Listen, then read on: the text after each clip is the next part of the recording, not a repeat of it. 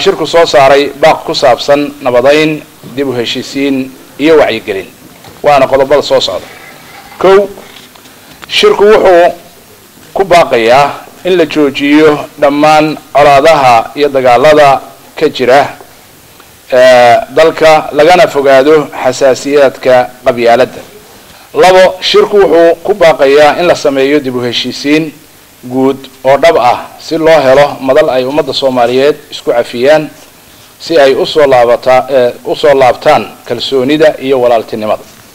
saddex shirku wuxuu cadeynayaa in fahamka guracan ee al-shabaab aanu sal ku lahayn diinta islaamka.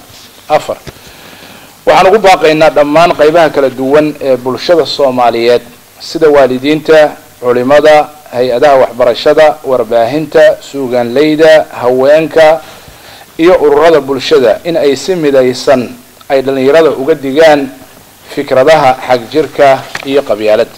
shan shirku wuxuu ugu baaqayaa dhalinyarada Soomaaliyeed ee lagu khaldo fikirkaas in ay waantoobaan kana soo noqdaan.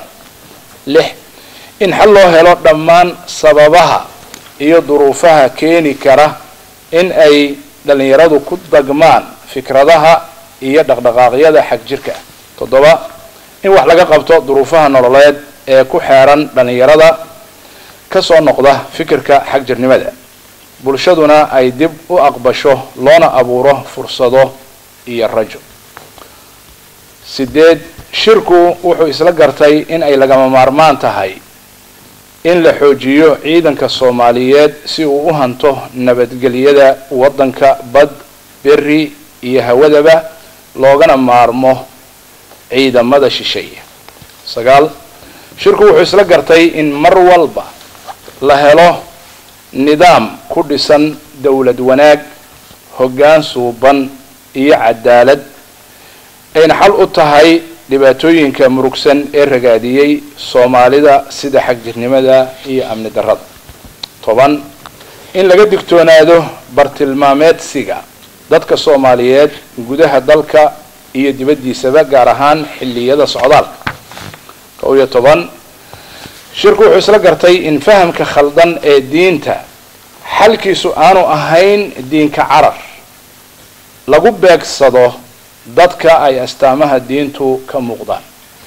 labiyo toban shirku wuxuu ku adkeynayaa ummadda Soomaaliyeed in qabyaaladdu ay tahay xaaraan loogana bixi karo diinta islaamka oo si dhab ah loogu dhaqmo looguna walaaloobo. saddex iyo toban oo qodobka u dambeeya in la taageero ololayaasha ka soo horjeeda qabyaaladda sida ururka ATM oo ah dhaqdhaqaaqa ee la dagaalanka qabyaaladda oo u taagan in laga gudbo qabyaaladda waana ururka soo diyaariyay. jazakumullahu khayran wa ma